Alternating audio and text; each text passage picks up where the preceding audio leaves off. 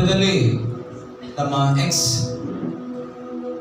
ಅಥವಾ ಶಿವಾಜಿನಗರ ಕಾನ್ಸ್ಟಿಟ್ಯೂಷನ್ ಅಲ್ಲಿ MLA ಸ್ಥಾನಕ್ಕೆ ನಿಂತಿದ ದೇವ ಮನುಷ್ಯನು, ನಮ್ಮ ಕ್ರೈಸ್ತ ಒಂದು ಸಮಾಜದಲ್ಲಿ ಉತ್ತಮವಾಗಿ ಹೆಸರು ಇರುವಂತಹ ಒಂದು ವ್ಯಕ್ತಿ. ಅದು ಮಾತ್ರವಲ್ಲ, ಕ್ರೈಸ್ತ ಸಂಘಟನೆಗಳಿಗೆ ಒಂದು ಶಕ್ತಿಯಾಗಿ ಬೆಂಗಳೂರು ಪಟ್ಟಣದಲ್ಲಿ, ಕರ್ನಾಟಕ ರಾಜ್ಯದಲ್ಲಿ, ಭಾರತ ದೇಶದಲ್ಲೂ ಸಹ ನಾನಾ ಕಡೆ ಹೆಸರು ಇರುವಂತಹ ವ್ಯಕ್ತಿ ನಮ್ಮ ಮಧ್ಯದಲ್ಲಿ ಇದ್ದಾರೆ.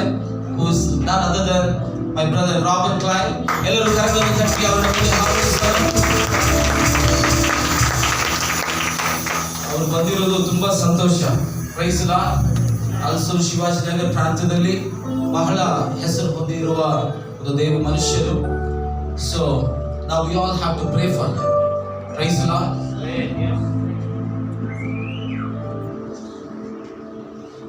ಒಂದು 2 ನಿಮಿಷ ಮಾತ್ರ, ಅಧಿಕವಾದ ಸಮಯ ಇಲ್ಲ, 2 ನಿಮಿಷ ಮಾತ್ರ ನಮ್ಮ ಒಂದು ಕ್ರೈಸ್ತ ಒಂದು ಸಮಾಜದ ಅಭಿವೃದ್ಧಿ ಬಗ್ಗೆ ಒಂದು ಧೈರ್ಯವನ್ನು ತರುವಂತ ಮಾತುಗಳನ್ನ ಐನವರು ಮಾತನಾಡಲಿಕ್ಕಿದ್ದಾರೆ. ಈ ಒಂದು ಸಮಯ ಅವರಿಗೆ ನಾನು ಕೊಡ್ತೇನೆ.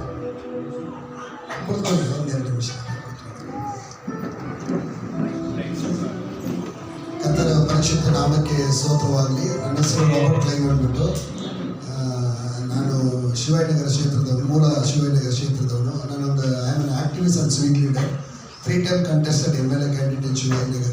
ನಮ್ಮ ಉದ್ದೇಶ ಇಷ್ಟೇ ಏನಂದರೆ, ಎಲೆಕ್ಷನ್ಗೆ ಕಂಟೆಸ್ಟ್ ಮಾಡಿರೋ ಉದ್ದೇಶ ಏನಂದರೆ, ನಾವು ಕ್ರೈಸ್ತರು ಇನ್ನಾಪುರ ಬದುಕಿದ್ದೀವಿ ಅಂತ ಸರ್ಕಾರಕ್ಕೆ ತೋರಿಸ್ಕೊಡೋಕ್ಕೋಸ್ಕರ ಆದರೆ ನಾವು ಕಂಟೆಸ್ಟ್ ಮಾಡಬೇಕಂತ ಆ ಒಂದು ಸಂದೇಶ ರವಾನೆ ಮಾಡೋಕ್ಕೋಸ್ಕರ ಕಂಟೆಸ್ಟ್ ಮಾಡಿದ್ದೆವು. ಅದು ಮಾತ್ರ ಅಲ್ಲ, ವ್ಯವಸ್ಥಿತವಾಗಿ ನಾವು ಕ್ರೈಸ್ತರ ಕಾಲದಿಂದನೇ 2000 ವರ್ಷ ಹಿಂದೆಯೇ ನಮಗೆ ಇದು ಪ್ರಾಸಿಕ್ಯೂಷನ್ ಏನು ಹೊಸದನ್ನ ಏನಿಲ್ಲ. ನಮ್ಮನ್ನ ಹೊಡೆಯೋದು, ಸಾಯಿಸೋದು, ಇನ್ನೊಂದು ಮತ್ತೊಂದು ಅದು ಇರೋದೇ. ಯಾಕಂದರೆ ದೇವರ ವಚನ ವಾಕ್ಯ ನಮ್ಗೆ ಏನು ಹೇಳ್ತದೆ ಅಂದರೆ, without prosecution there is no salvation. ನಾವು ಗೋಧಿ ಕಾಲು ತನ್ನ ಜೀವವನ್ನು ಅದು ಆ ಜೀವ ಕೊಟ್ಟಿಲ್ಲ ಅಂದರೆ ಅದು ಜೀವ ಮತ್ತೆ ಫಲ ಕೊಡೋಕ್ಕೆ ಸಾಧ್ಯ ಇಲ್ಲ ಅಂತ ಹೇಳಿ. ಆದರೆ ವಿಶೇಷವಾಗಿ ನಾವು ಯೋಚನೆ ಮಾಡಬೇಕಿರೋ ಒಂದು ವಿಷಯ ಏನಂದರೆ, ಕ್ರೈಸ್ತರ ಪರವಾಗಿ, ಕ್ರೈಸ್ತರ ಪ್ರತಿನಿಧಿಯಾಗಿ ನಮ್ಮ ವಿಧಾನಸೌಧದಲ್ಲಿ ಇರಲಿ, ಸರ್ಕಾರದಲ್ಲಿ ಮಾತಾಡೋರು ಭಾಳ ಕಡಿಮೆ. ಬೆರಳೆಣಿಕೆ ಅಂತ ಹೇಳ್ಬೋದು. ಅವರು ಕೂಡ ಎಷ್ಟು ಕ್ರೈಸ್ತರಿಗಾಗಿ ದಾಹವಾಗಿ, ವೈರಾಗ್ಯವಾಗಿ ನಿಂತ್ಕೊಂತಾರಂತ ಪ್ರಶ್ನೆ ಮಾಡಕ್ಕೆ ನೋಡಿದ್ರೆ, ಅಂಥ ಒಂದು ಬಲವಾಗಿ ಯೇಸುಗಾಗಿನೂ ಸುವಾರ್ತೆಗಾಗಿನೂ ಸುವಾರ್ತೆ ಸಾರುವ ಪ್ರತಿಯೊಂದು ಪಾಸ್ಟರ್ಗಳಿರಲಿ, ಗುರುಗಳು, ಕನ್ಯಾಸ್ತ್ರೀಗಳು, ಸೇವಕರುಗಳು, ಇವಾಂಜಲಿಸ್ಟ್ಗಳು, ಬ್ರದರ್ಗಳ ಪರವಾಗಿ ಮಾತಾಡೋರು ಭಾಳ ಕಡಿಮೆ ನಾನು ನೋಡಿಲ್ಲ.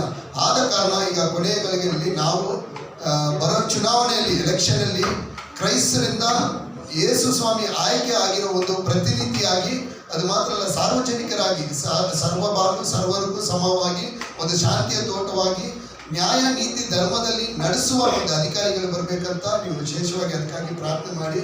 ನಾವು ಮುಂದಿನ ದಿನದಲ್ಲಿ ಈಗ 26ಗೆ ಡೆಲ್ಲಿಯಲ್ಲಿ ಒಂದು ಕಾರ್ಯಕ್ರಮ ಇದೆ, ದೊಡ್ಡ ಆಂದೋಲನ ಒಂದು ಡೆಲ್ಲಿಯಲ್ಲಿ ಜಂತರ್ ಮಂತರಲ್ಲಿ ಆಗ್ತಾ ಇದೆ. ಅದು 1 ಲಕ್ಷ ಜನ ಎಕ್ಸ್ಪೆಕ್ಟ್ ಮಾಡ್ತಾ ಇದ್ದಾರೆ. ಚರ್ಚ್ಗಳ ಮೇಲೆ ಎಲ್ಲೆಲ್ಲ ಪ್ರಾಸಿಕ್ಯೂಷನ್ ಆಗ್ತದೋ ಅದರ ಪರವಾಗಿ ಒಂದು ಪ್ರೊಟೆಸ್ಟ್ ಮಾಡ್ತಾ ಇದ್ದೀವಿ. ಭಾಳಷ್ಟು ನಾವು ಎಳೆಮನಸ್ಸಿನ ಕಾಯ್ತಾರ ನಾವು ಹೋರಾಟಗಳು ಮಾಡ್ತಾ ಇದ್ದೀವಿ. ಭಾಳಷ್ಟು ತಂಡಗಳು ನಮಗೆ ವಿರೋಧವಾಗಿದೆ. ನಾವು ನ್ಯಾಯದ ಪರವಾಗಿ, ಸತ್ಯದ ಪರವಾಗಿ ಮಾತಾಡೋಕ್ಕೆ ಈಗ ಏನಾಗಿದೆ ಅಂದರೆ, ಸುಳ್ಳು, ಮೋಸ, ದರೋಡೆ, ಕೊಲೆ ಮಾಡೋನು, ಕೇಡಿತನ ಮಾಡೋನು ಕೂಡ ತಲೆ ಎತ್ಕೊಂಡು ಬದುಕ್ತಾನೆ. ಆದರೆ ಸುವಾರ್ತೆಯನ್ನು ಸಾರುವ ಅಧಿಕಾರ ಸಂವಿಧಾನ ಕೊಟ್ಟರು ಕೂಡ ಇವತ್ತು ಏನಾಗಿದೆ ಅಂದರೆ, ತಲೆ ತಕ್ಕೊಂಡು ಬಾಳುವ ಪರಿಸ್ಥಿತಿ ಬಂದಿದೆ. ಭಯದ ವಾತಾವರಣದ ಬದುಕುವ ಒಂದು ಪರಿಸ್ಥಿತಿ ಬಂದಿದೆ. ಹಾಗಾಗಿ ಭಯದ ವಾತಾವರಣ ನೀಗಿಸಿ ಎಲ್ಲರೂ ತಲೆ ಎತ್ಕೊಂಡು ಒಂದು ಸಾಕ್ಷಿಕರವಾಗಿ ಜೀವಿಸುವ ಒಂದು ಜೀವನವನ್ನು ಬರಲಿ ಅಂತ ಅದಕ್ಕಾಗಿ ಪ್ರಾರ್ಥನೆ ಮಾಡಿ ಈ ಸಮಯವನ್ನು ದೇವರು ಒದಗಿಸಿಕೊಟ್ಟಿದ್ದ ಪರಿಶುದ್ಧ ನಾಮಕ್ಕೆ, ಯೇಸುವಿನ ನಾಮಕ್ಕೆ ಸ್ತೋತ್ರವಾಗಲಿ.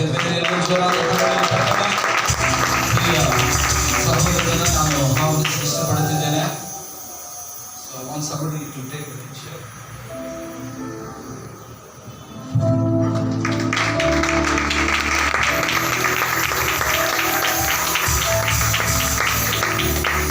ನಿಮ್ಮನ್ನು ಆಶೀರ್ವದಿಸಲಿ brother. So finally will be praying for you. Okay, ಒಂದು ಸಮಯದಲ್ಲಿ ಅವರ ಪ್ರಾಂತ್ಯದಿಂದ ಬಂದಿರುವ ಅಮ್ಮನವರು ಒಂದು ಹಾಡನ್ನು ஒரே சரணமா பாடும் பொழுது கர்த்தர் யாராவது 2 பேர் வாங்க, உடைய தாசபாக காணிக்கையில் செலுத்தும்படி அன்போடு கேட்டுக்கொள்ளுங்கள்.